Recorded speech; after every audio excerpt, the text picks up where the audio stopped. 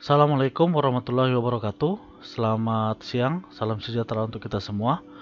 Adik-adik sekalian, setelah pertemuan sebelumnya kita belajar terkait dengan pengantar perkembangan hewan. Maka pada pertemuan 3 kali ini kita akan mempelajari perihal gametogenesis. Alur pembahasan gametogenesis pada mata kuliah perkembangan hewan kali ini mungkin akan sedikit berbeda dan lebih mendalam dibandingkan dengan kajian gametogenesis pada mata kuliah lain. Kajian gametogenesis akan diawali dengan migrasi bakal sel kelamin dan dilanjutkan dengan proses produksi gamet, lalu organisasi umum sperma dan sel telur, serta transport gamet dalam saluran reproduksi. Kita ketahui bahwa pada manusia, produksi gamet terjadi pada dua organ utama, tergantung pada jenis kelaminnya. Yang pertama yaitu epididymis, yang merupakan tempat produksi sel sperma, dan ovarium, yang merupakan tempat produksi sel ovum, atau yang kita kenal dengan istilah sel telur. Epididymis terdapat pada organ sistem reproduksi pria yaitu testis, sedangkan ovarium merupakan bagian dari organ sistem reproduksi wanita. Epididymis tersusun atas pembuluh halus yang disebut dengan tubulus seminiferus, di mana sperma akan dibentuk pada dinding pembuluh tubulus seminiferus. Pembentukan ovum sendiri akan diawali dengan pembentukan oosit primer, di mana oosit akan berkembang hingga mencapai pematangan folikel. Folikel yang telah matang akan pecah dan mengeluarkan oosit sekunder. Sisa dari pematangan folikel yang terdapat pada ovarium akan membentuk korpus luteum dan lama-kelamaan akan terdegenerasi. Korpus luteum memegang peranan penting dalam pengaturan hormonal pada sistem reproduksi wanita. Kita ketahui sebelumnya bahwa pada tubulus seminiferus maupun ovarium ada sel yang akan berkembang menjadi sel telur dan sel sperma, sedangkan sel lainnya menjadi pendukung. Pada tahapan awal perkembangan, sel-sel tersebut disebut dengan germ cell atau plasma germinal.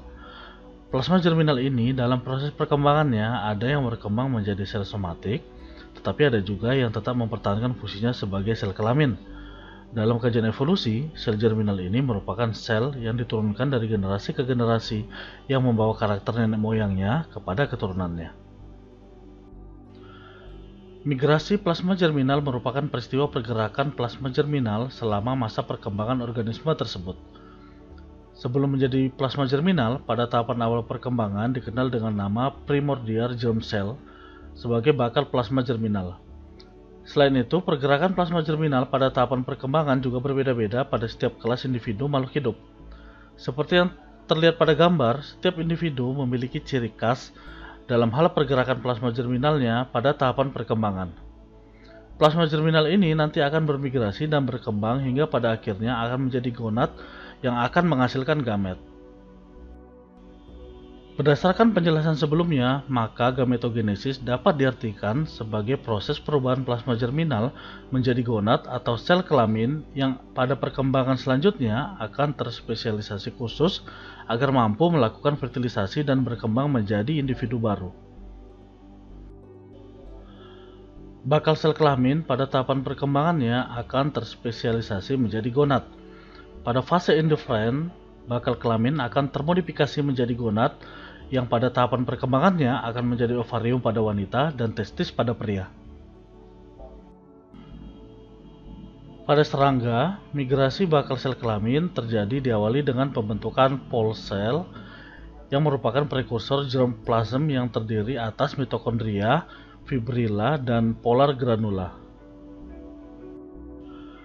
Pol sel pada migrasinya akan bergerak masuk tenggelam ke dalam embrio melalui posterior endoderm.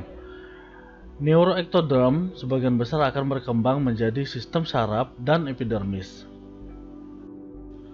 Pada gambar dapat kita lihat bahwa terdapat 30-40 pol sel yang berpindah ke posterior endoderm oleh pergerakan gastrulasi.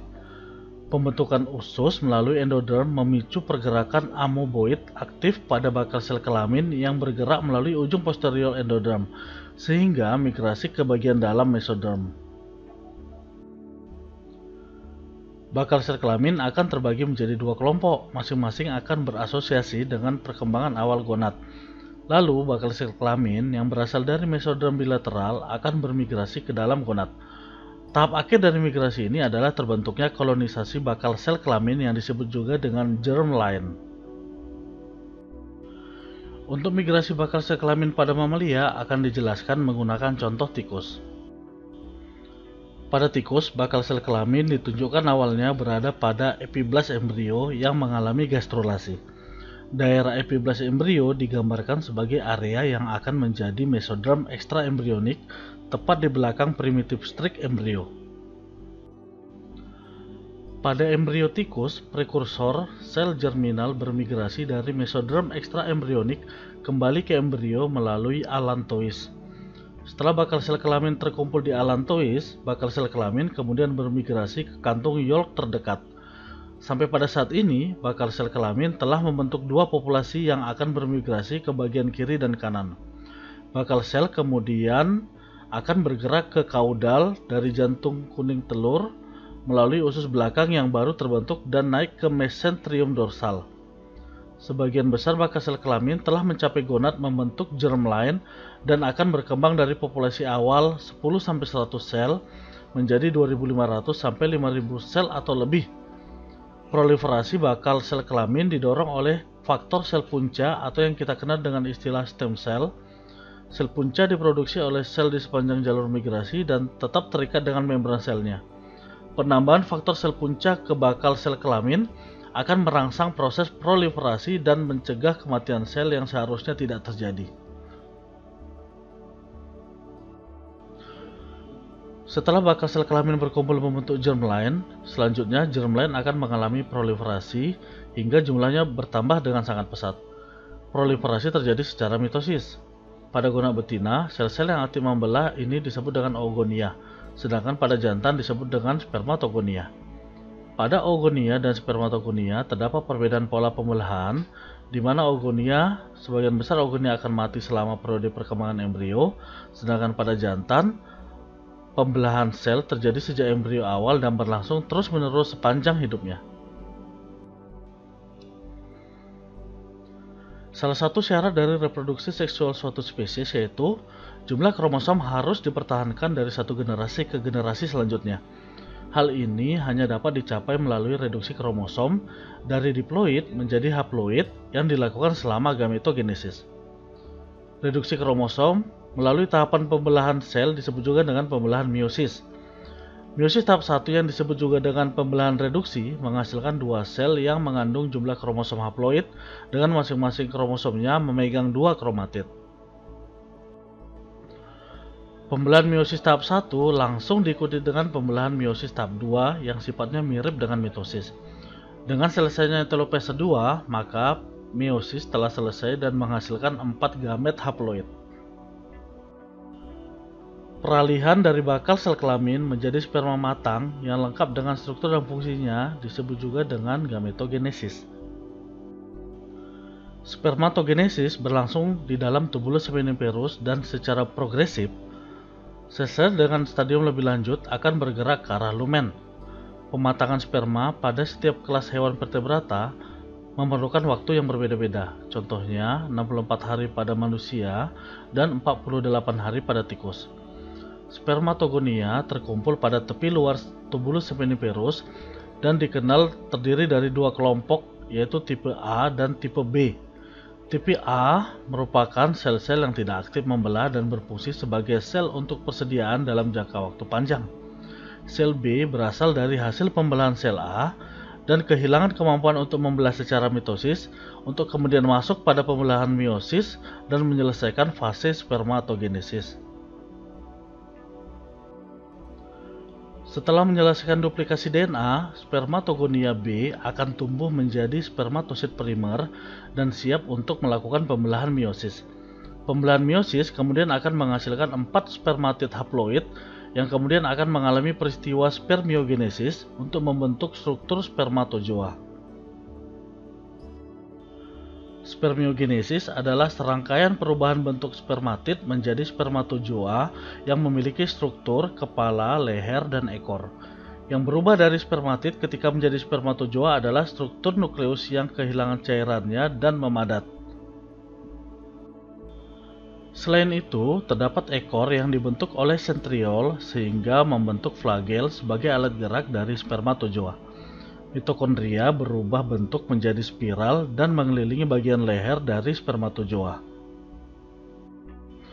Akhir dari spermiogenesis menghasilkan spermatozoa yang terdiri dari kepala yang mengandung kromosom, leher yang mengandung mitokondria sebagai sumber energi gerak, dan ekor yang terspesialisasi berbentuk flagel sebagai alat gerak.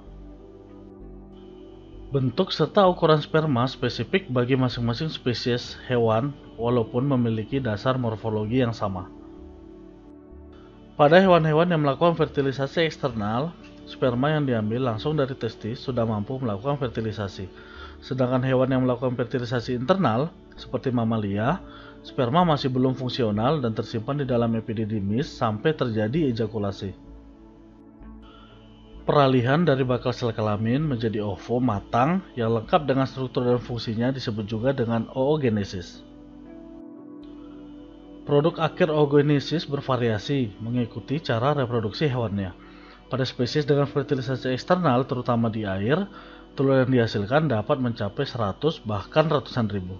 Sedangkan telur yang dihasilkan melalui fertilisasi internal umumnya hanya terbentuk satu sel. Berbeda dengan spermatogenesis, di mana satu sel spermatogonia menghasilkan 4 spermatozoa, satu oogonia hanya akan menghasilkan satu sel telur yang fungsional. Setelah pembelahan meiosis tahap 1, satu sel oosit akan tetap mempertahankan sitoplasmanya, sedangkan sel oosit lainnya akan membentuk badan polar dengan sedikit sitoplasma. Badan polar sering berdegenerasi sebelum memasuki meiosis tahap 2, tetapi pada meiosis tahap 2 juga akan terjadi pembagian sitoplasma yang tidak merata, sehingga produk akhir hanya menghasilkan satu sel telur yang fungsional. Pada tahapan perkembangan sel telur di dalam folikel, sebagian sel telur akan berdiferensiasi menjadi sel granulosa dan sel TK. Sel granulosa dan sel TK erat kaitannya dengan perlindungan sel telur setelah terjadinya ovulasi dan memegang peranan penting terhadap pembentukan beberapa hormon penting yang terkait dengan fertilisasi. Demikian materi gametogenesis pada mata kuliah perkembangan hewan maupun mata kuliah embriologi. Sampai jumpa pada materi selanjutnya. Terima kasih.